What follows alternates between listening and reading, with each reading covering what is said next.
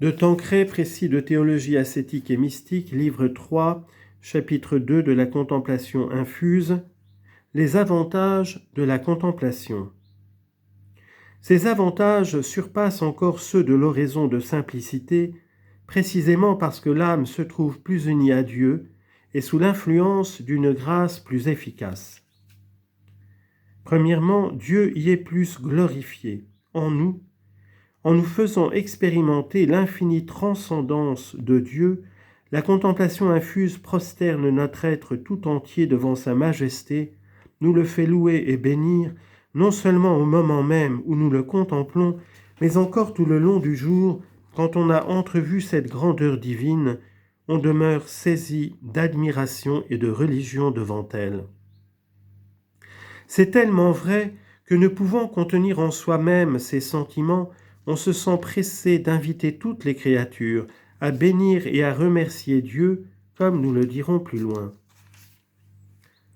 Ces hommages sont d'autant plus agréables à Dieu et l'honorent d'autant plus qu'ils sont inspirés plus directement par l'action du Saint-Esprit. C'est lui qui adore en nous, ou plutôt nous fait adorer avec des sentiments de grande ferveur et d'humilité. Il nous fait adorer Dieu tel qu'il est en lui-même et nous fait comprendre que c'est là un devoir d'État et que nous sommes créés uniquement pour chanter ses louanges et pour nous les faire chanter avec plus d'ardeur. Il comble l'âme de nouveaux biens et d'une grande suavité. 2. L'âme y est plus sanctifiée. La contemplation répand en effet tant de lumière, tant d'amour et de vertu qu'on l'appelle avec raison un chemin de raccourci pour arriver à la perfection. Elle nous fait connaître Dieu d'une façon ineffable et très sanctifiante. C'est alors, dit saint Jean de la Croix, que Dieu, tranquillement dans le secret de l'âme, lui communique sagesse et connaissance d'amour, sans actes spécifiés, bien qu'il permette parfois de tels actes avec quelque durée. Fin de citation de Vive Flamme.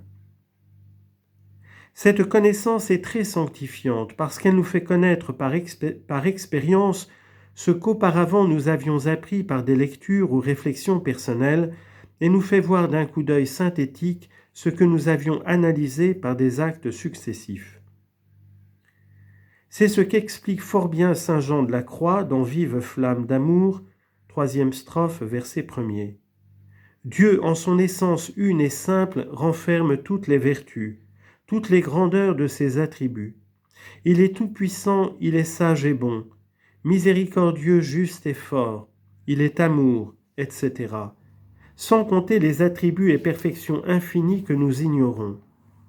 Or, étant tout cela en son être simple, s'il s'unit avec l'âme et s'il veut bien condescendre à se manifester, cette âme aperçoit distinctement en lui toutes ses vertus et grandeurs.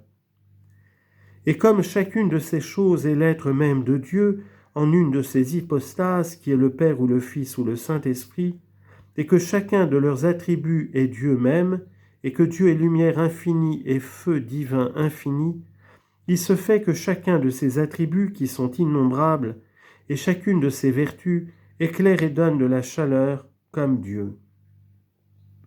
On comprend alors ce que dit sainte Thérèse dans son autobiographie, citation, « Quand c'est Dieu qui suspend et arrête l'entendement, il lui fournit de quoi admirer et de quoi s'occuper. Alors, dans l'espace d'un credo, nous recevons sans discourir plus de lumière que nous ne pourrions en acquérir en bien des années par toutes nos industries terrestres. Sans doute il est des cas où la lumière n'est pas si distincte, où elle demeure obscure et confuse, mais alors même elle impressionne vivement l'âme comme nous l'avons exposé.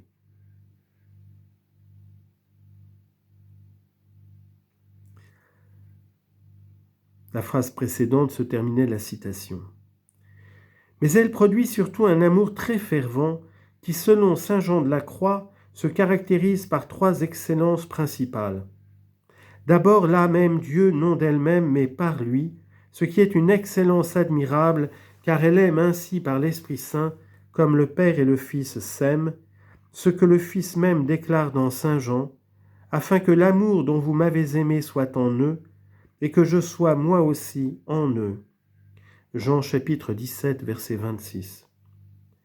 La seconde excellence, c'est d'aimer Dieu en Dieu, parce que dans cette union ardente, l'âme s'absorbe en amour de Dieu et Dieu se livre à l'âme avec une grande véhémence.